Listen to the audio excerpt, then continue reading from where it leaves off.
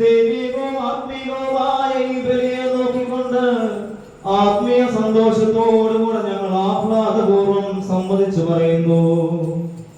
രക്ഷയ്ക്ക് വേണ്ടി ഞങ്ങൾക്ക് നൽകപ്പെട്ടിരിക്കുന്ന ദൈവിക ബലി ഇതാകുന്നു. ഞങ്ങളുടെ കളങ്കങ്ങൾ വെണ്മയാക്കുകയും കടങ്ങൾ പരിഹരിക്കുകയും ചെയ്യുന്ന ദൈവിക ബലി ഇതാകുന്നു. പരിപൂർണത പ്രാപിച്ചവരെ സ്വർഗീയ ഉന്നതത്തിലേക്ക് ഉയർത്തുന്ന ദൈവിക ബലി ഇതാകുന്നു. ലോകത്തിന്റെ ജീവന് വേണ്ടി രക്തം ചിന്താതെ അർപ്പിക്കപ്പെടുന്ന ദൈവിക ബലി ഇതാകുന്നു.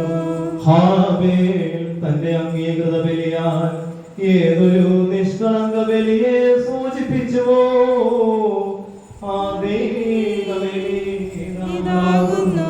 വിശ്വാസികളും രക്ഷിതരുമായ ഞങ്ങൾക്ക് സ്വർഗീയ വാഗ്ദാനങ്ങളുടെ ലക്ഷ്യസ്ഥാനമായി നൽകപ്പെട്ട ദൈവിക ബലി ഇതാകുന്നു.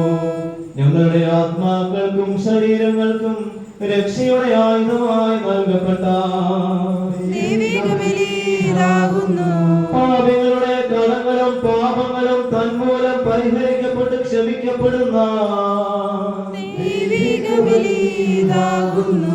കർത്താവ് നല്ലവനാകുന്നുവെന്ന് രുചിച്ചറിയുമെന്ന് ദൈവവുമായുള്ള ദാവീദ് ദീർഘദർശി പ്രസ്താവിച്ച ദൈവിക ബലി ഇതാകുന്നു. ശ്രേഷ്ഠാചാര്യനായ യൂസോഫിന്റെ പുത്രൻ യോശുവ ഏതിനാൽ അവന്റെ മലിന വസ്ത്രങ്ങൾ ഉരിഞ്ഞു കളഞ്ഞുവോ ആ ദൈവിക ബലി ഇതാകുന്നു.